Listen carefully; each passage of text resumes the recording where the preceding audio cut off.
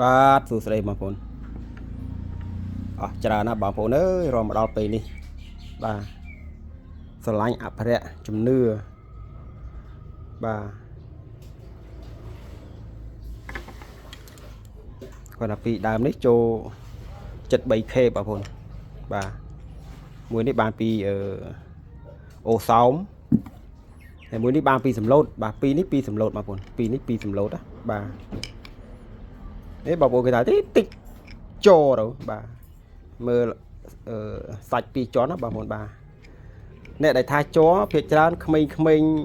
សេរីក្រោយបងប្អូនបើសេរីចាស់គេគាត់កលិឆ្វាច់គេដឹងផ្លែតបាទហើយបងប្អូនទុកចិត្តជាមួយខ្ញុំទៅថាតិចទិញតិចកែច្នៃទៅបាទ10ឆ្នាំហើយបងប្អូនប្រើរបស់អញ្ចឹងវាឆ្អែតឆ្អន់ហើយអញ្ចឹងបើថាកែច្នៃគាត់កលិឆ្វាច់ដឹងហ្មងបាទនេះបាទបច្ចុប្បន្នលោកយូរហើយមិនថ្មីទេបាទរបស់សុតណាបងប្អូន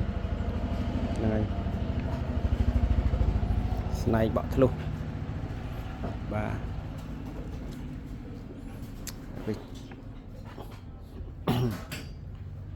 មើលលេខបងប្អូនបាទរបស់ខ្ញុំគ្រប់ថៃសាបងប្អូនបាទមាននេះទេបងប្អូនមានតែប៉ុណ្ណឹងបាទ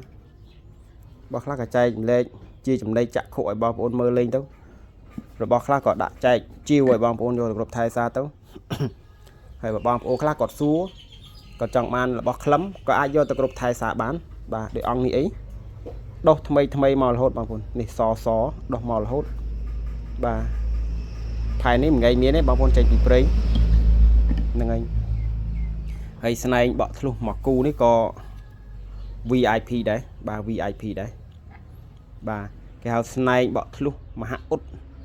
ធ្លុះធ្លាយដល់ឆ្អឹងមិនធ្លុះធម្មតាធ្លាយដល់ឆ្អឹងធំបាទហើយបងប្អូនប្រើទៅរបស់ហ្នឹងគឺមានគុណភាពរបស់ពិតគឺយើងប្រើទៅតិចចិត្តមានគុណភាពបាទស្នែងខ្លះវាចង់និយាយថាคลิกដូចគ្នាគាត់ថាបើសិនជាបក់ធ្លុះវាប្រកែបាទស្នែងធម្មតាវាប្រើបានគាត់ថាវាមិនខ្លាំងដូចបក់ធ្លុះបងប្អូនបាទស្នែងคลิกចាស់បុរាណគឺគេប្រើទាំងអស់តែគាត់ថាបើคลิกបក់ធ្លុះវាលេខ1វាល្អបាទហ្នឹងហើយអញ្ចឹងមានតែប៉ុណ្ណឹងវីដេអូខ្លះយើងចែកជាចំណីចក្ខុវីដេអូខ្លះក៏យើងដាក់ចែកម្លែកឲ្យបងប្អូនយកគ្រប់ថៃសាបាទអញ្ចឹងសូមអរគុណបងប្អូនមើលលេងបាទហើយស្នែងคลิกបក់ធ្លុះនេះគឺលំដាប់មេវងមេតំបន់មេកន្ទ្រាញហ្នឹងបងប្អូនបាទប្រភេទស្នែង74គីឡូស្នែងស្រស់នេះ74គីឡូតែដល់ពេល5ស្ងួតទៅនៅសល់3គីឡូសល់3គីឡូ3ទេតែមើលបាទព្រោះស្នែងកាលណាតែយើងទុកយូរស្ងួតបាទទុកយូរកាលណាស្ងួតហ្នឹងហើយលេងបាទជាចំណីចក្ខុនេះចម្លាក់ស្នែងคลิกបក់ធ្លុះបងប្អូនបាទបងប្អូនអាចយកទៅគ្រប់ថៃសាបាននិមន្តលោកយកទៅគ្រប់ថៃសាបានបងប្អូនបាទសូមអរគុណបងប្អូន